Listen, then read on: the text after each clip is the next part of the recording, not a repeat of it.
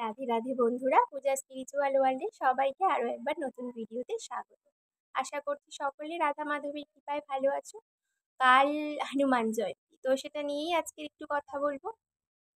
আমি কিভাবে পুজো করি আমি সেটাই শেয়ার করব। কে কে এটা পালন করো অবশ্যই জানিও। তো বেশি বকবক করবো না, ভিডিওটা শুরু করা যাক তাহলে।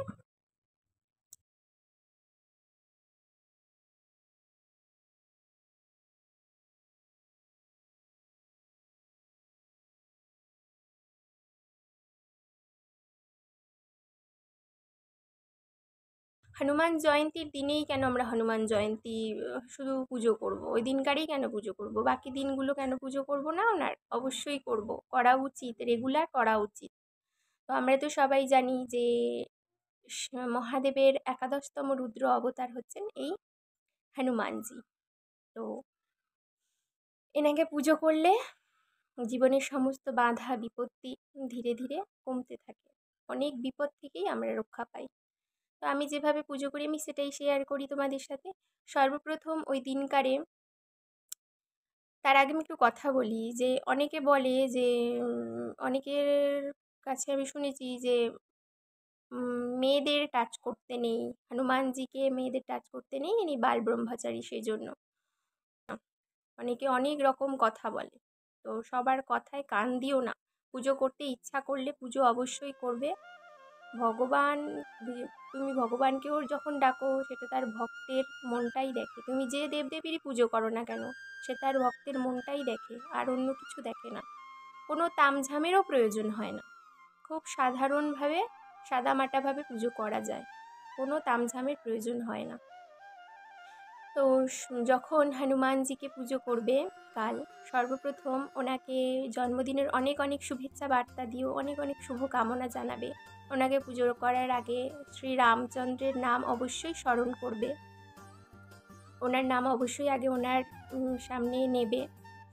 তো যখন ওনাকে পুজো ওনার ভোগ প্রসাদে, ওনার প্রসাদে লাড্ডু ওনার খুব প্রিয়, এটা তো সবাই আমরা জানি। ওনার প্রসাদে অবশ্যই লাড্ডু রেখো, আর যদি বাড়িতে কেউ ভোগ বানাতে পারো তো বানিয়ে দিও, এটা খুবই ভালো। নিজের হাতে যদি বানিয়ে দিতে পারো তো খুবই ভালো হবে। 7খানা অশ্বত্থ পাতা নেবে, তার মধ্যে চামেলির তেল এবং সিঁদুর দিয়ে সেটাকে গুলে শ্রীরাম বলে লিখবে, লিখে মালা বানাবে। ওটা গলার মালা বানাবে, বানিয়ে নাভি অবধি যেন আসে, পায়ে যেন না থাকে, ওটা ওনাকে পরাবে। লাল জবা ফুলও ওনাকে পরাবে, পায়ে যেন ওটা না থাকে, ওই রাম যেটা লিখবে ওটা যেন ওই অশ্বত্থ পাতাটার যে মালাটা ওটা যেন ওনার পায়ে না থাকে।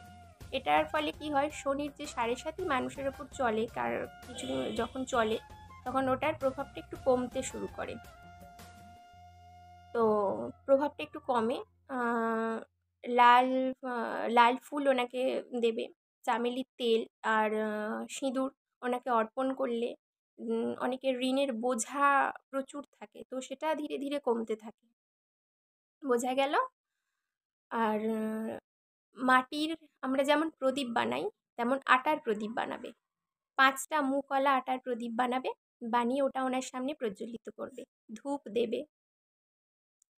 শ্রীরাম লেখা যে পতাকা, লাল রঙের যে পতাকা হয় ওটা ওনাকে অর্পণ করবে। যদি কেউ মন্দিরে গিয়ে এগুলো করতে পারো, করতে চাইলে করতে পারো, এবং বাড়িতেও যদি মূর্তি থাকে, ফটো থাকে, তাকেও এগুলো করতে পারো, তার সামনে এগুলো করতে পারো।